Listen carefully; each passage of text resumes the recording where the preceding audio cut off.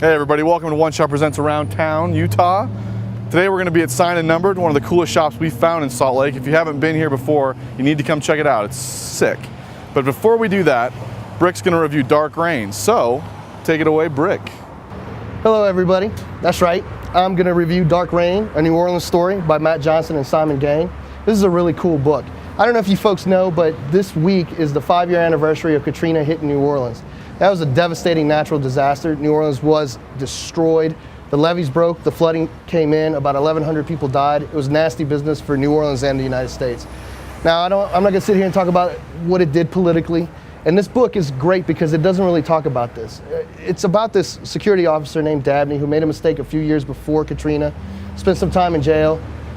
So he became a kind of a con, during this time. But then all of a sudden, when Katrina hits, banks are left alone. So he and his buddy think, hey, let's go make some money. Well, along the way, they save people. They see the destruction that Katrina caused. They see dead bodies. They see all the devastation that Katrina has caused, and they have a change of heart. One of the cool things about this book is that it's about second chances, and I think New Orleans exemplifies that it's about second chances. I really enjoyed this story. One of the cool things that I liked was Simon Gain's art, because it's really violent and horrific, but at the same time, there's always a glimmer of hope between the panels. Really love the story. Out of 5, I'm going to give it a 4.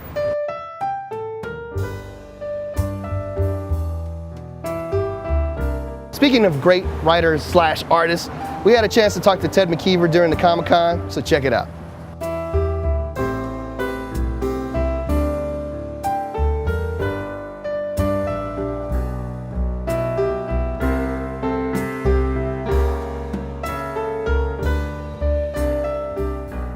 All right, a few weeks ago we reviewed Metaphor on the show. Now we're with Ted McKee, the creator of that. Tell us a little bit about Metaphor. Basically, it's a series of events that are going on in the story. They're kind of overlapping, and as the story progresses, they all start to kind of come together, but it's all done very symbolically, hence the title Metaphor. Things will happen that kind of like don't make sense at first, and then as the story progresses, it kind of, starts to define itself, but not in a normal origin story end type of thing. It's kind of like you're going to see, almost like you're going to see the end in the middle, and then it'll explain itself type of thing. So now we talked about astronaut monkeys, but I mean that's what drew me to the book was the cover. But you got like an astronaut, you got Santa Claus, you got all sorts of crazy stuff. What is it that where does that all come from? What inspires you, and what kind of congeals all that into what you've created? Basically, it's the aspect of the astronaut, where that came from, is it's like stranger in a strange land kind of thing. And you think about the surface of the moon, where you normally associate them with, or at least in space. And I wanted to put them in a situation here, or him in a situation here, where he was kind of like coming from another place. He's not. He's an Earthling, obviously. It's not science fiction on that level. But I wanted to put him in this kind of exploration of being put into a city that you might not have been to before. So in essence, it's kind of like being in a alien location. And I thought the astronaut suit was symbolic of it visually, but there is a reason why it's that way.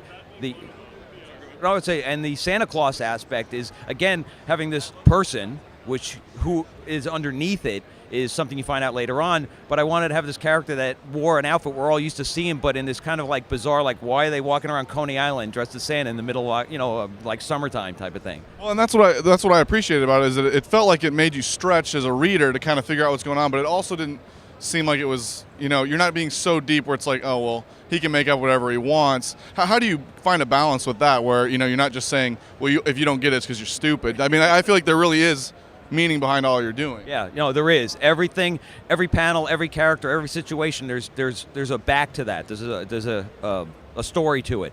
But what I wanted to do is not do the normal, here's A, here's B, here's C. I wanted to throw in all of these things that were kind of odd, but they have answers for it. And the way I work about it is there has to be a reason. Obviously, I'm not going to throw a unicorn in the book and then go, well, I want to draw a unicorn.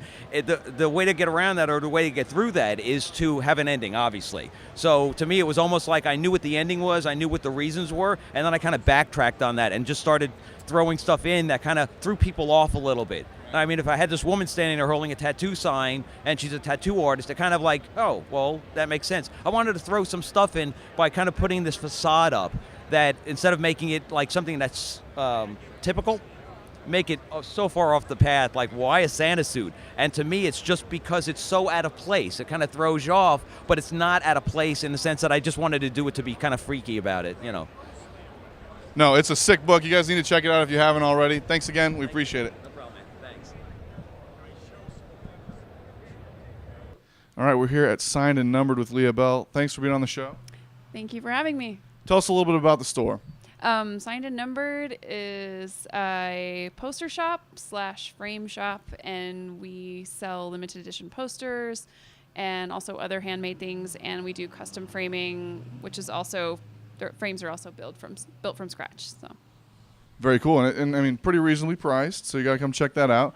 But tell us a little bit about some of the artists. I mean, I know that you guys use a lot of local artists, yourself included. Tell us, where do you get your posters, I guess? Well, I started doing posters about 10 years ago, and then I met a lot of the other artists who were doing the same thing at these events called Flat Stock, which are like poster conventions in conjunction with music festivals.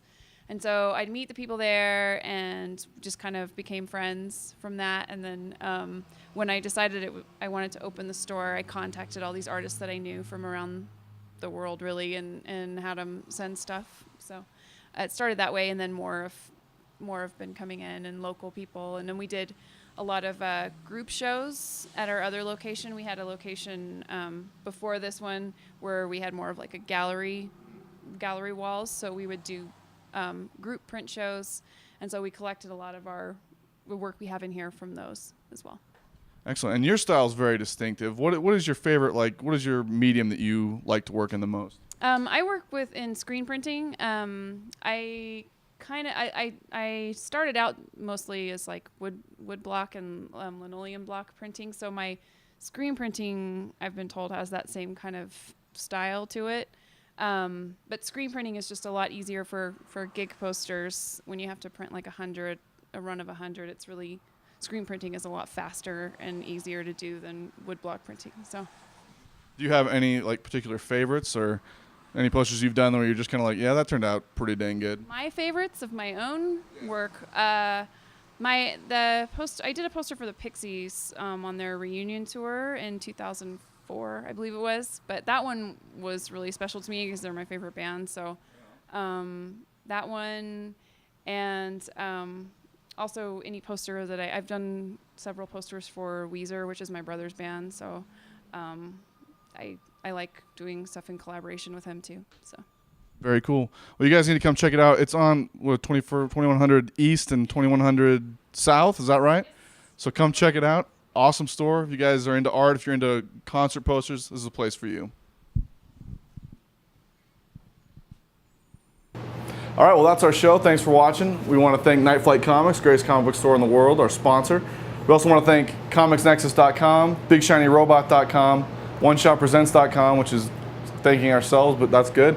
And we want to thank Signed and Numbered for letting us film in their store today. So, you guys should check us out on Comcast On Demand, check us out wherever you want to, but the big news is, check us out this Thursday at the Public Library, downtown Salt Lake, for Brick and Tiger versus Romance. Be there or be square. That's right. So we'll see you next time. Thanks for watching.